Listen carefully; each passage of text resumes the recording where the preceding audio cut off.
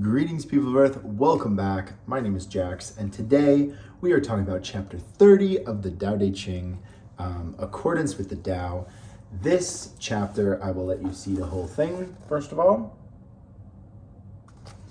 This chapter deals with war, and hopefully you live in a part of the world that is not currently being manifestedly impacted by a war, but they are all over. They have existed for millennia, and unfortunately, they will probably exist for the foreseeable future.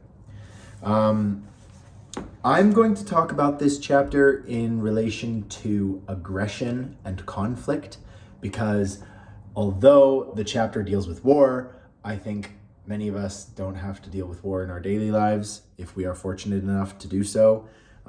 So I'm going to read it, and then we're going to talk about it. Accordance with the Tao. Followers of the Tao who wish to help their ruler do not do so by force of arms, for such affairs rebound on their authors. Brambles grow where an army has camped, and famine follows a great campaign. Assuring a proper outcome is all that matters. Never force the issue. Once it is achieved, avoid complacency. Once it is achieved, do not be self-satisfied. Once it is achieved, do not show arrogance. What is achieved is dictated only by necessity and should not be forced beyond what is necessary. Such things take shape and then wither. This is not in accordance with the Tao. And what is not in accordance with the Tao is transient. So, essentially, conflict and aggression is always gonna hurt you. It is always going to bounce back on you. When we get aggressive, when we feel like we need this conflict, we got to resolve it. We're gonna go to war and we're gonna fix this problem. Sharon in accounts is being an absolute monster, and I'm gonna give her a piece of my mind. If you're going into it with that kind of ego, you're going into that with that kind of just self-satisfied arrogance. Yikes. There's a good old saying that's like, no war fought in anger was ever won. And oftentimes people say, no war ever fought was won. There's always a sacrifice, there's always a cost. But in terms of aggression in your life and conflicts, we live in a very strange time where the vast majority of our disputes are settled either amicably, civilly, or not solved at all. You just kind of have this writhing resentment of somebody, and it could be a family member, a friend, a coworker, the person who cut you off in traffic. But what the Tao is trying to teach you about these kinds of things is that you need to detach yourself from these conflicts.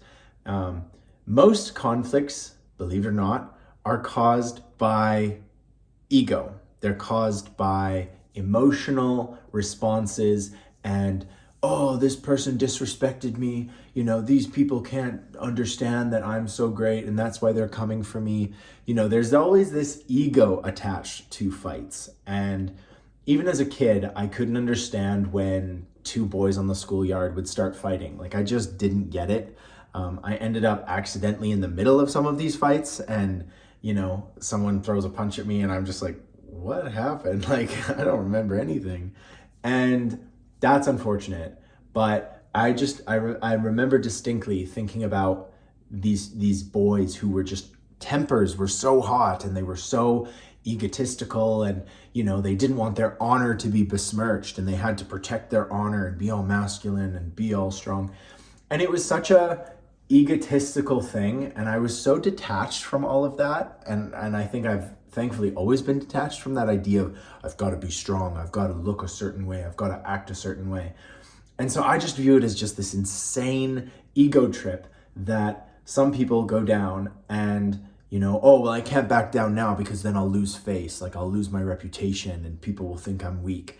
I've never understood that. I could care less what other people think. I've detached myself from that idea of having this egotistical opinion and reputation of myself. And as a result, I really think that I don't end up in conflicts very often. I hear from friends and family members about fights that they get in, whether they're verbal or physical or all of these things. And I can honestly tell you that I don't remember the last time I was in a fight or in some kind of conflict like that. My conflict resolution style is always communication, which I don't know, I think it's the best one. We're communicative social animals, and I think it's probably best to resolve your problems via talking, via communication. But maybe I'm just not meant for this world, and that could be too.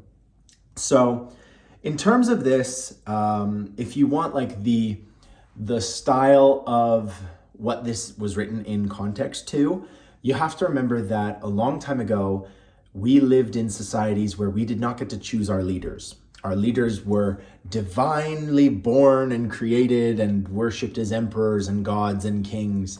And the common people did not have a say in what happened.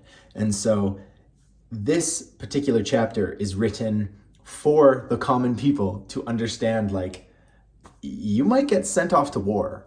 And if in that situation, in that forced conflict where you don't have a choice, this is how you've got to act. And it is not to act in aggression or anger. It is to understand your situation, and that, you know, sometimes you're stuck in things like this.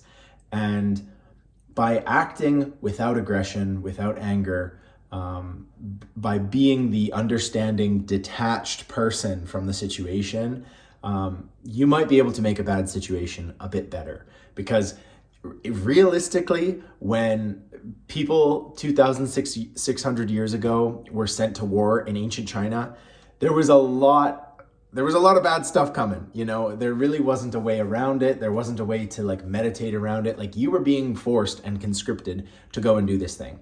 And this chapter essentially talks about having to deal with that. And if you are the ruler, if you are the person, you really need to check your ego, because you will be sending thousands of people to their deaths because of some stupid ego trip against, you know, the conqueror or the emperor next door. And it is in that way that you really need to check your ego. And even today, when it's as simple as someone cuts you off in traffic, or, you know, Linda in filing is really upset that you ate her sandwich.